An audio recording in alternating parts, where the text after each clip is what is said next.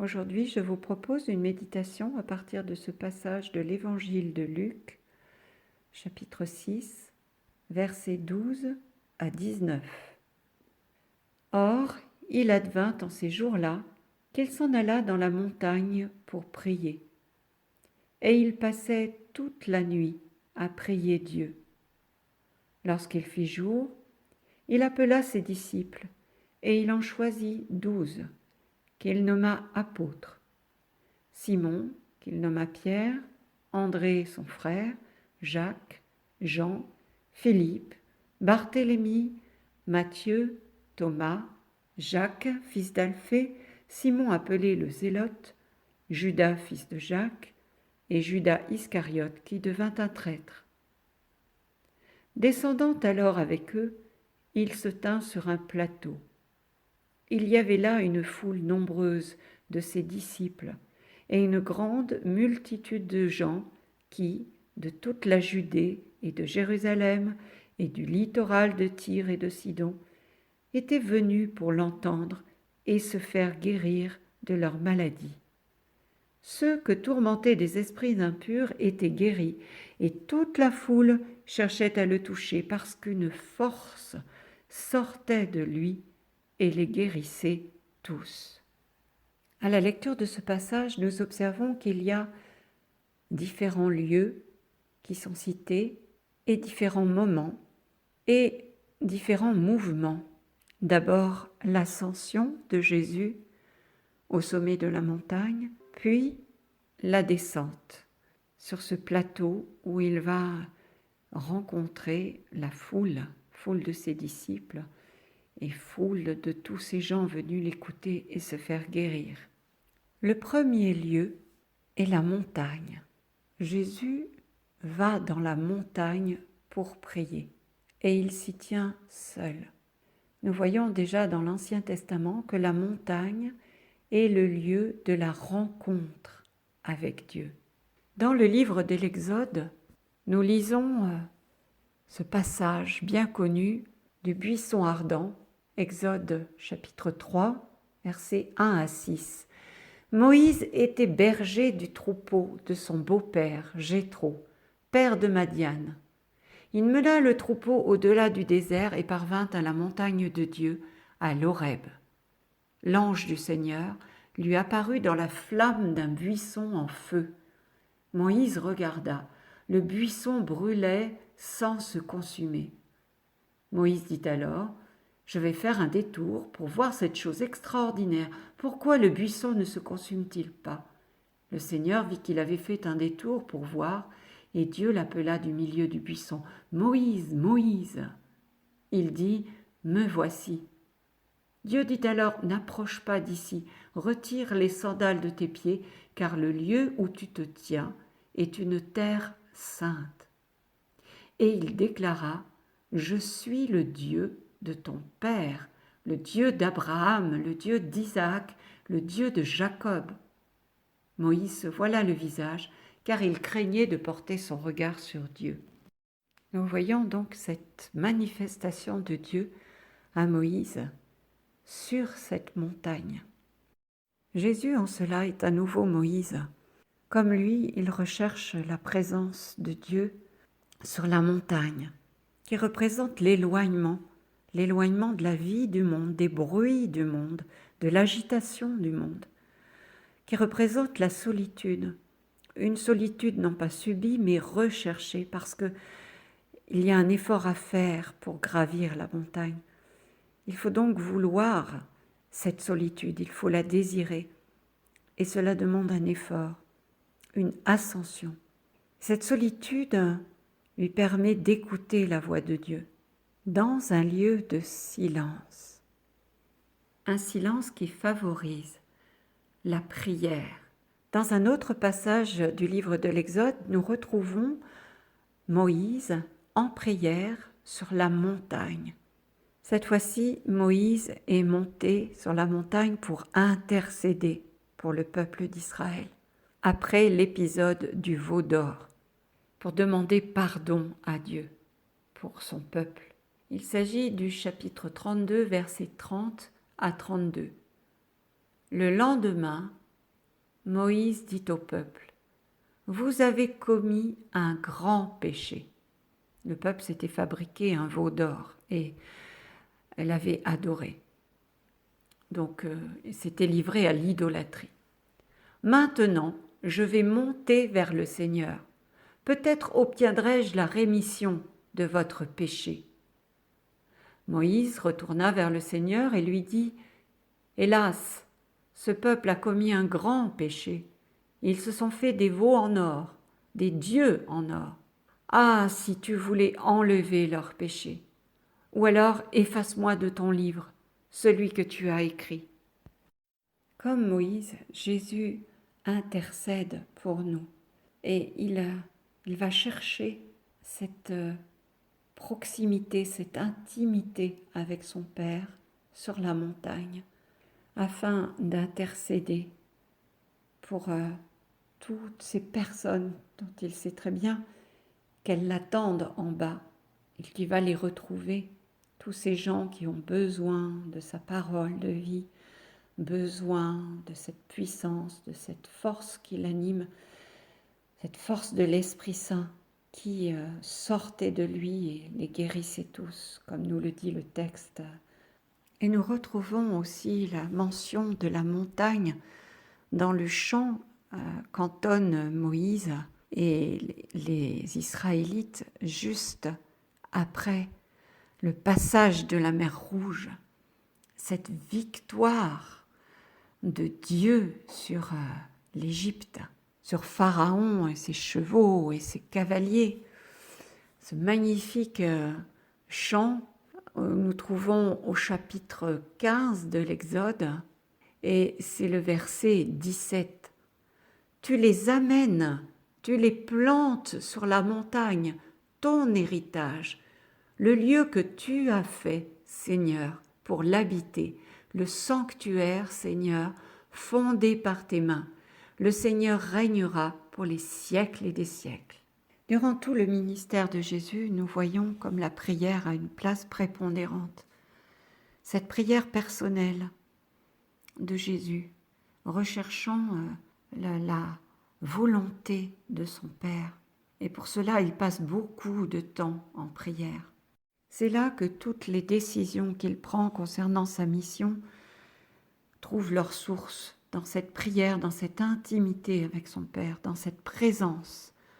Et très souvent, nous voyons dans les évangiles que Jésus prie la nuit.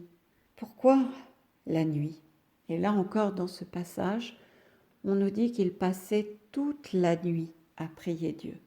On peut se représenter Jésus seul, sur la montagne, au milieu de la nuit.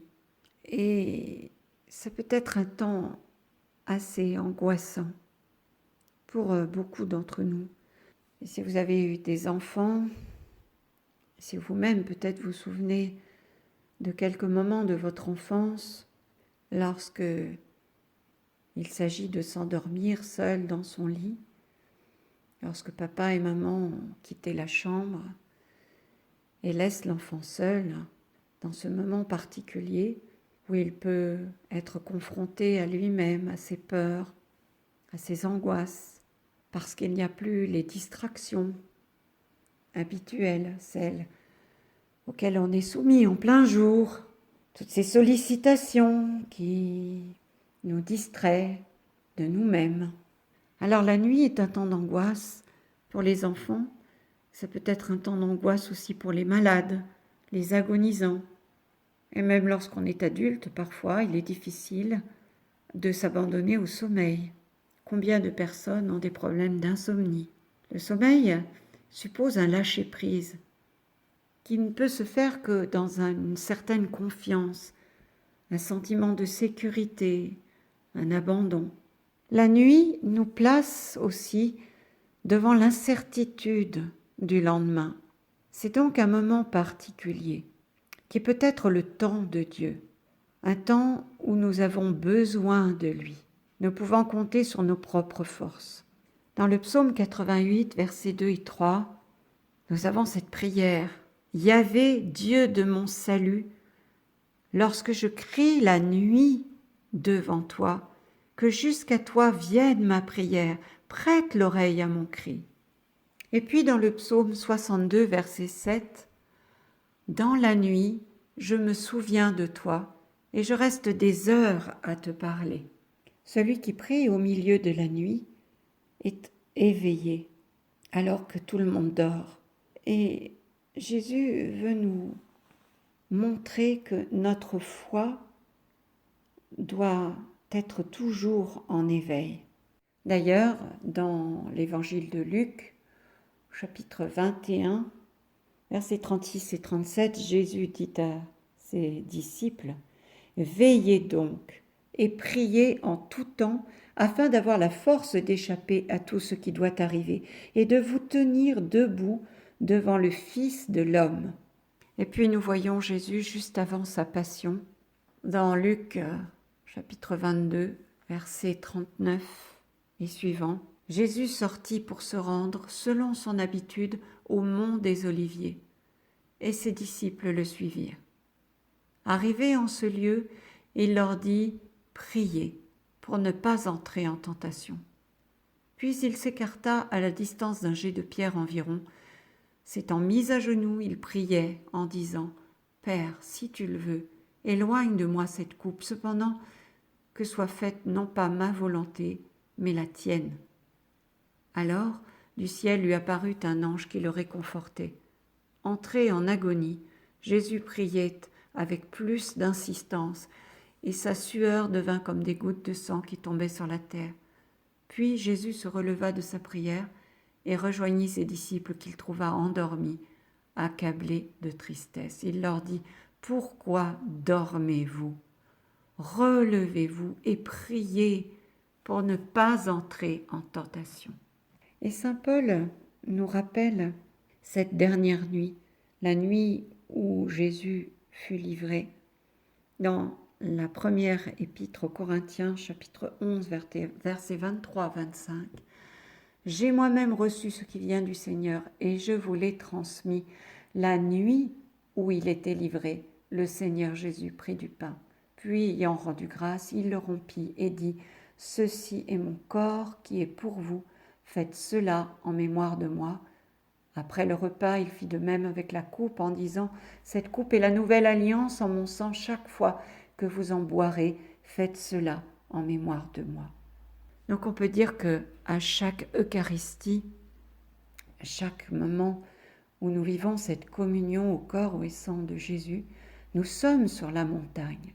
Nous sommes sur cette montagne où notre esprit communie avec l'esprit du Christ en prière avec son Père.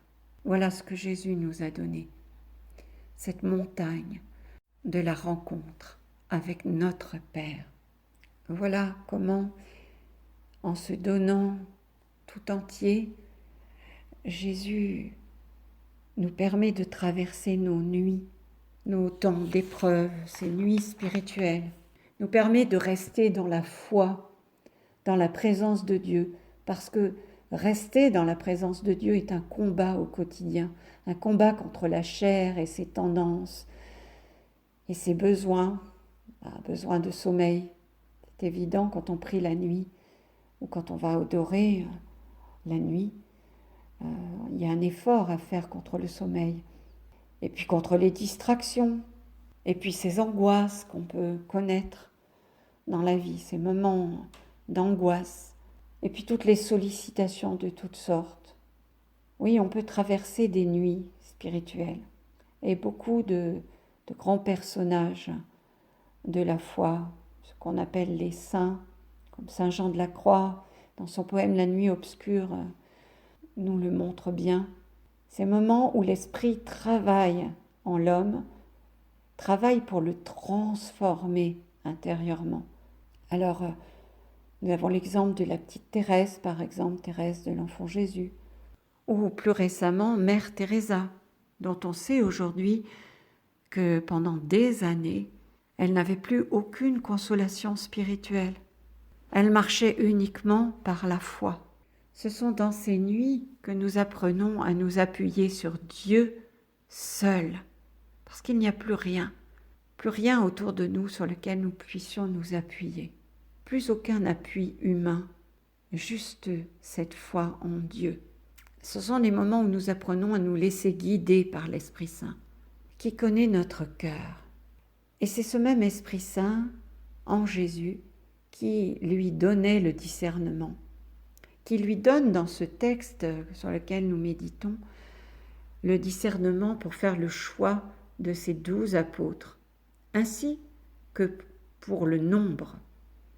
Ce nombre des 12 apôtres qui correspond aux 12 tribus d'Israël. C'est ainsi que, inspiré par l'Esprit Saint, Jésus pose les fondations de l'Église, les 12 pierres sur lesquelles va s'élever l'Église, le véritable temple, dont la pierre d'angle est le Christ. Dans sa lettre aux Éphésiens, chapitre 2, versets 19 à 22, saint Paul nous le rappelle. Ainsi donc, vous n'êtes plus des étrangers ni des gens de passage, vous êtes concitoyens des saints, vous êtes membres de la famille de Dieu, car vous avez été intégrés dans la construction qui a pour fondation les apôtres et les prophètes. Et la pierre angulaire, c'est le Christ Jésus lui-même.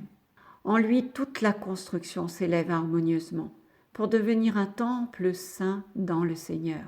En lui, vous êtes, vous aussi, les éléments d'une même construction pour devenir une demeure de Dieu par l'Esprit Saint.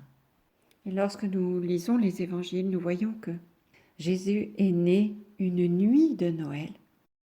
En Luc, chapitre 2, versets 8 à 12, dans la même région, il y avait des bergers qui vivaient dehors et passaient la nuit dans les champs pour garder leurs troupeaux. L'ange du Seigneur se présenta devant eux et la gloire du Seigneur les enveloppa de sa lumière. Ils furent saisis d'une grande crainte. Alors l'ange leur dit, « Ne craignez pas, car voici que je vous annonce une bonne nouvelle qui sera une grande joie pour tout le peuple. Aujourd'hui, dans la ville de David, vous est né un sauveur, qui est le Christ, le Seigneur. Et voici le signe qui vous est donné, vous trouverez un nouveau-né emmailloté et couché dans une mangeoire. » Nous voyons que cette annonce est faite à des hommes très simples, des bergers qui étaient éveillés cette nuit-là.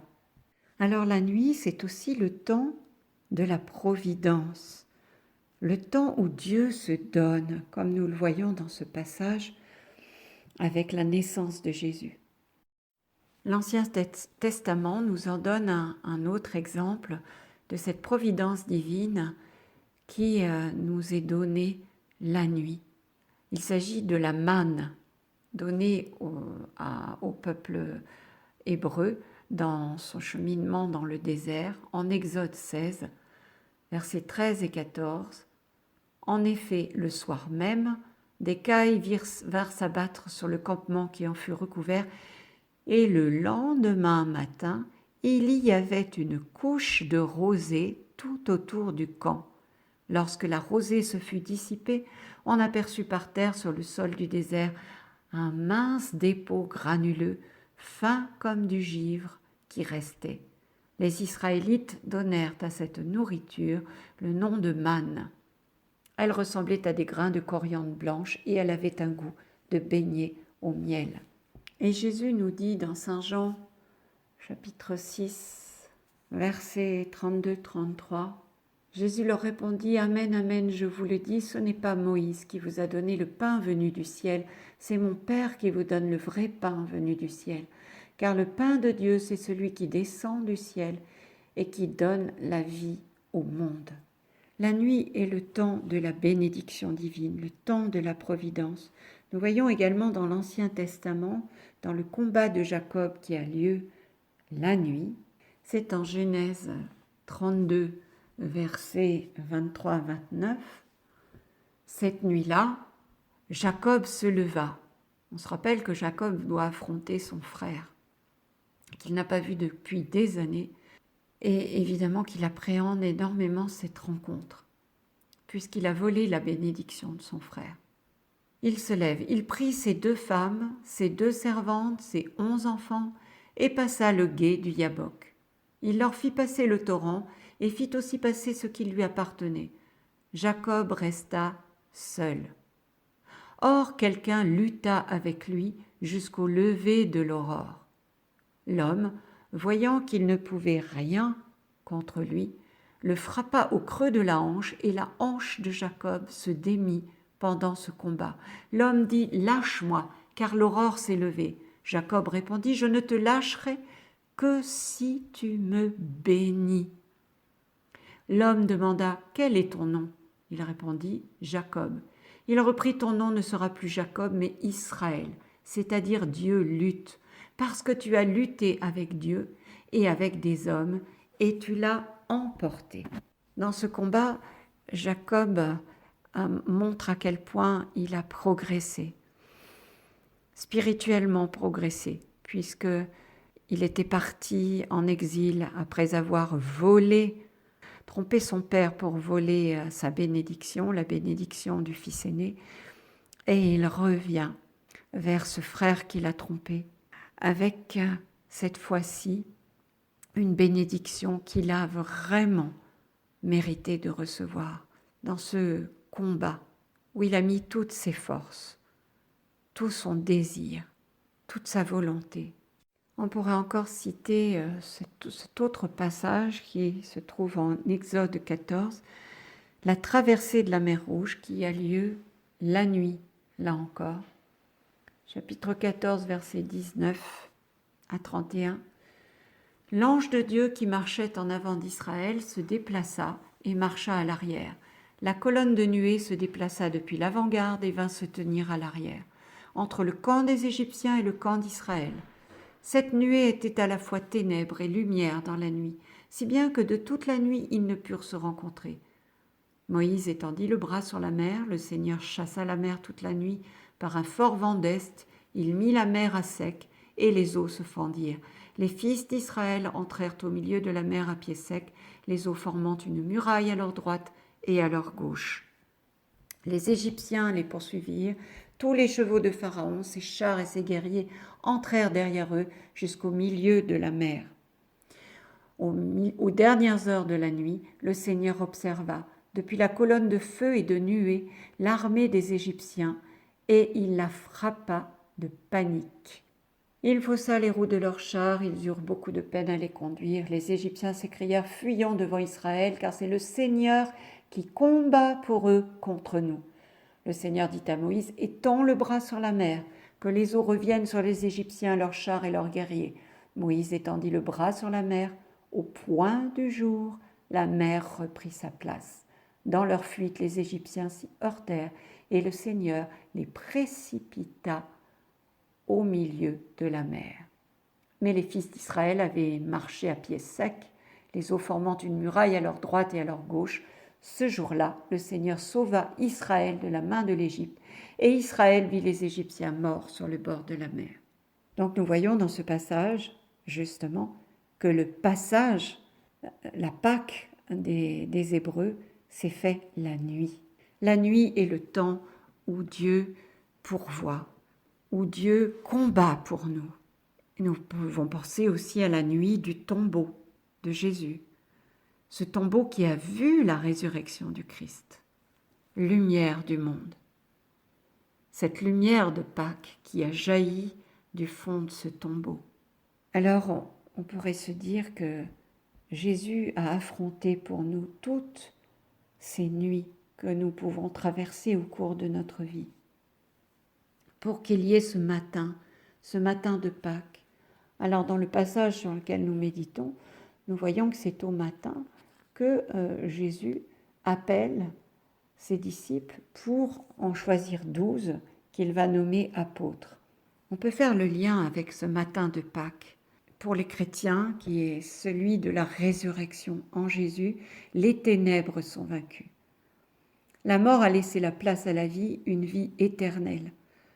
C'est le matin, lorsque le jour se lève, que dans cet évangile de Saint Luc, Jésus fonde son Église avec les 12 apôtres.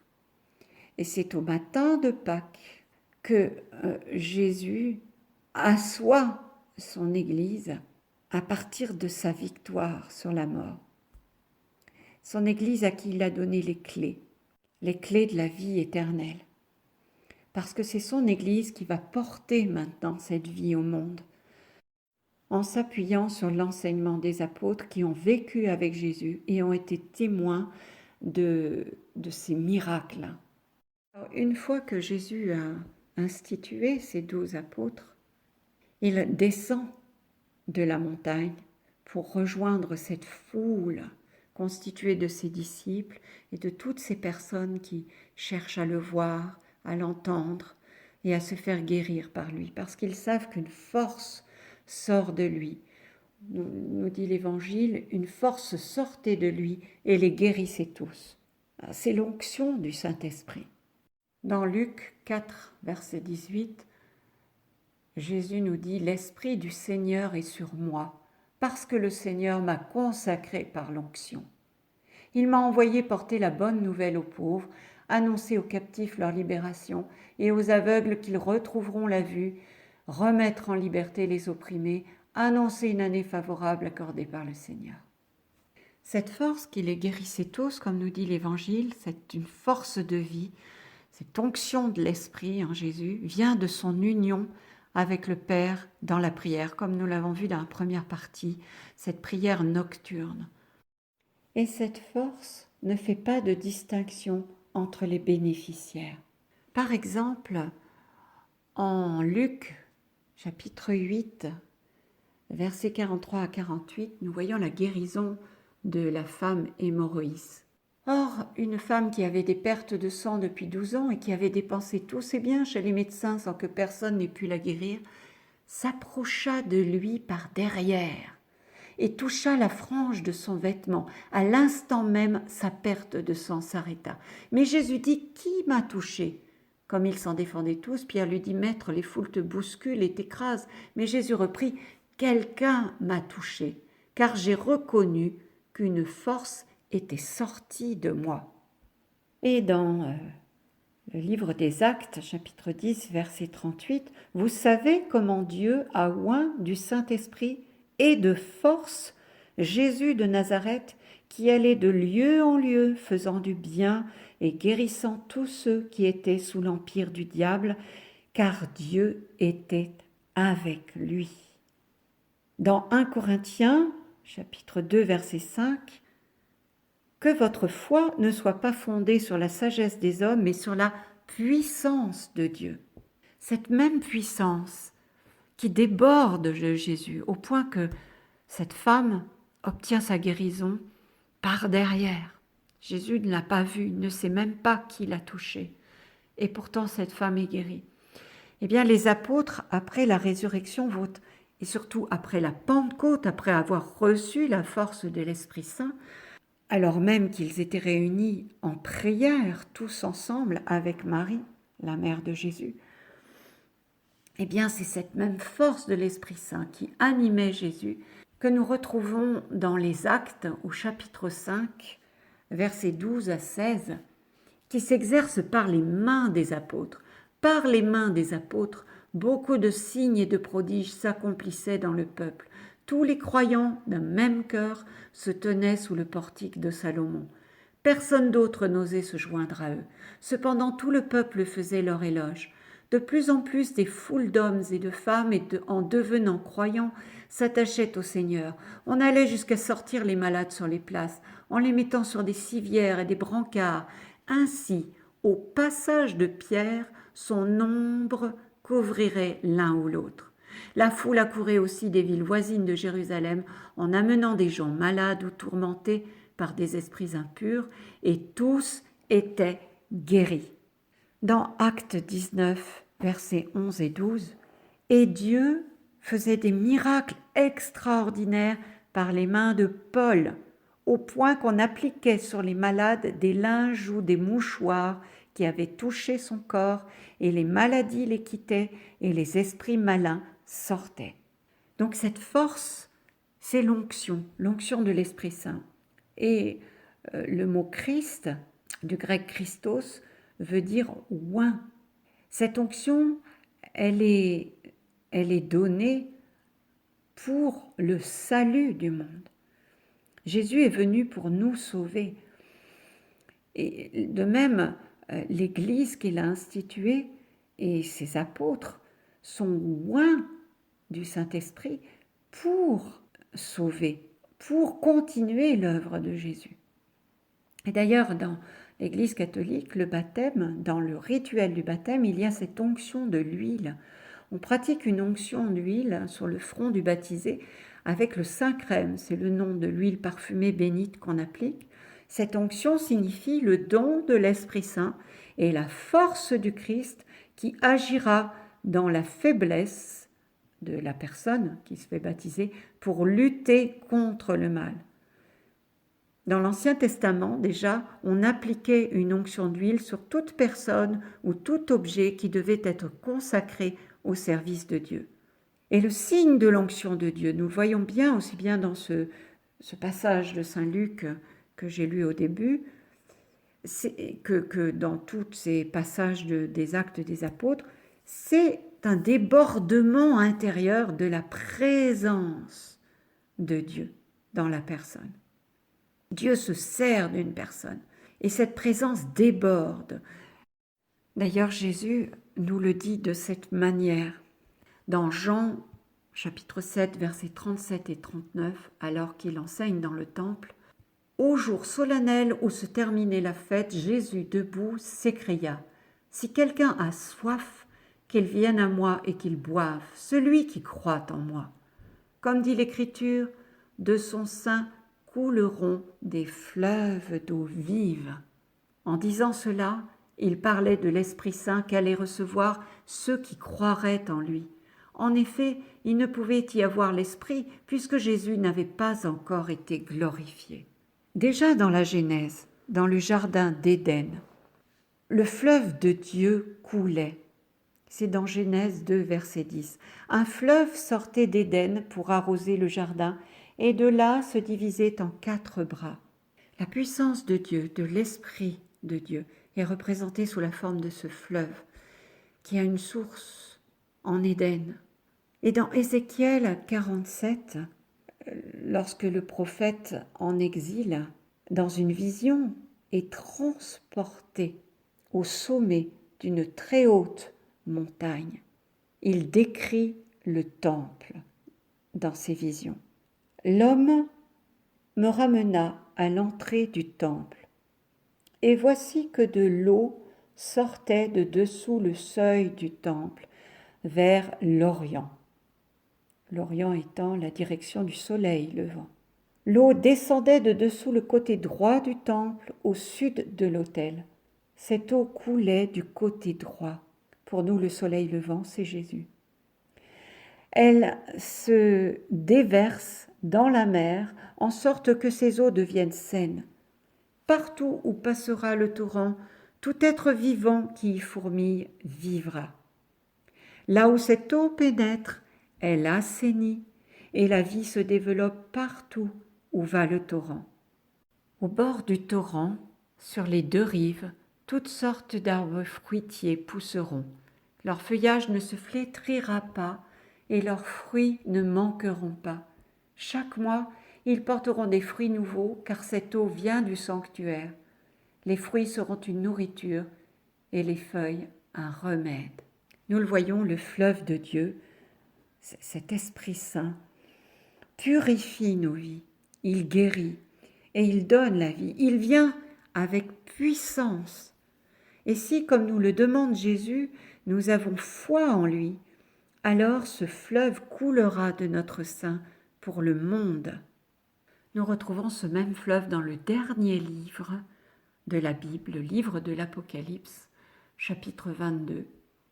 Puis l'ange me montra l'eau de la vie, un fleuve resplendissant comme du cristal qui jaillit du trône de Dieu et de l'agneau, c'est-à-dire Jésus. Au milieu de la place de la ville, entre les 2 bras du fleuve, il y a un arbre de vie qui donne des fruits 12 fois. Chaque mois, il produit son fruit et les feuilles de cet arbre sont un remède pour la guérison des nations. Je vais conclure avec cette citation du livre de Jérémie, chapitre 17, versets 7 et 8. « Béni soit l'homme qui met sa foi dans le Seigneur, dont le Seigneur est la confiance. Il sera comme un arbre planté près des eaux, qui pousse vers le courant ses racines. Il ne craint pas quand vient la chaleur. Son feuillage reste vert. L'année de la sécheresse, il est sans inquiétude. Il ne manque pas de porter du fruit. Merci Seigneur, revêt-nous de ton Esprit Saint, de cette onction qui nous permettra d'aller vers nos frères et sœurs pour leur porter ta vie, ta guérison.